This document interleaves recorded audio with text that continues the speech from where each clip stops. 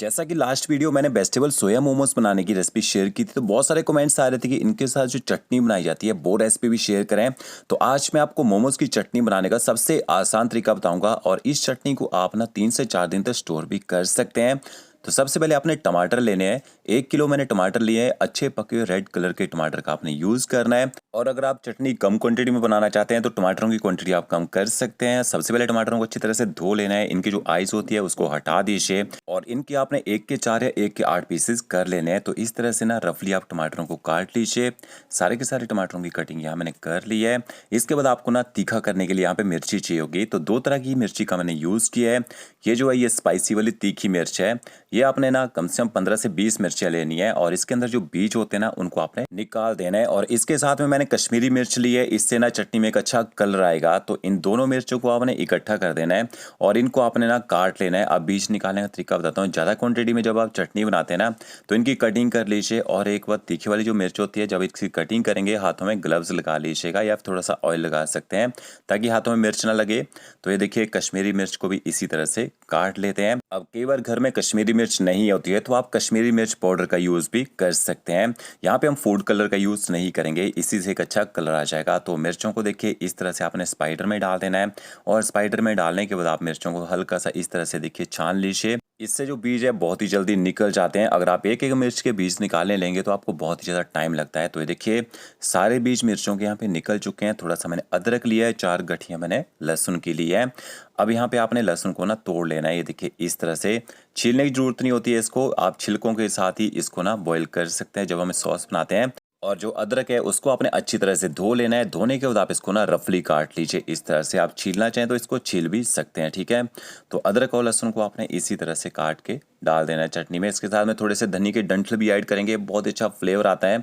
मैं साथ में थोड़ी सी जड़ें भी डाल रहा हूँ, आपके पास अगर जड़ें नहीं हो तो स्किप कर सकते हैं, और डंठल आप जरूर डालिएगा धनिया के। यहाँ मैंने एक चाइनीज बोक ली है, उसमें टमाटर ऐड कर दिए हैं। साथ में आपने अदरक और लहसुन भी ऐड कर देना है। इसके साथ में धनिया की जो डंठल ली है वो भी साथ में ही डाल दीजिए। जो कश्मीरी मिर्च और दूसरी स्पाइसी वाली मिर्च ली थी वो भी मैंने इसमें ऐड कर दिया देखिए। और इसमें आपने नमक ऐड करना है। नमक से जो टमाटर हैं बहुत ही जल्दी गल जाते हैं, तो नमक को भी अच्छी तरह से टमाटरों के साथ यहाँ पे मिक्स कर लीजिए।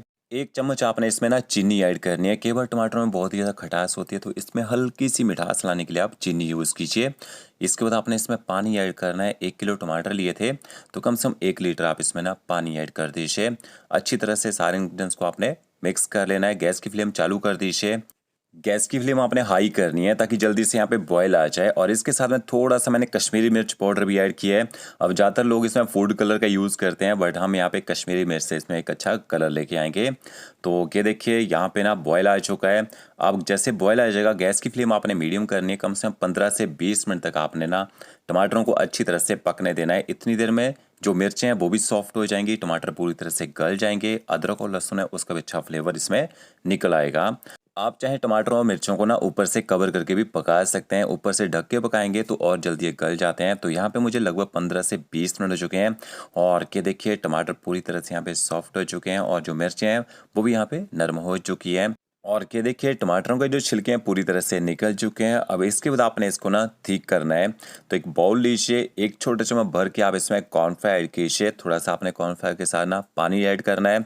पानी के साथ इसको अच्छी तरह से मिक्स कर लीजिए। अब ठीक क्यों करते हैं, कॉर्नफ्लावर से आपकी सॉस की एक तो क्वांटिटी बढ़ जाएगी, दूसरा ना टेस्ट भी अच्छा रहता है। इसका जो पानी है वो अलग नहीं होता है।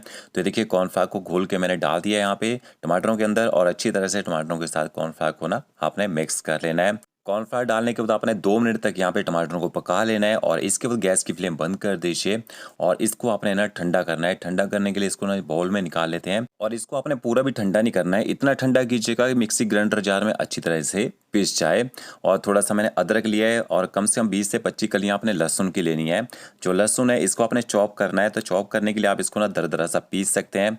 मिक्सी ग्राइंडर जार को चलाना है, बंद कीजिए, चलाइए, बंद कीजिए, इस तरह से दरदरा सा चॉप हो जाएगा। ये देखिए आपको इसको ना काटने की जरूरत भी नहीं पड़ेगी, कुछ सेकंड में आप इसको चॉप कर सकते हैं।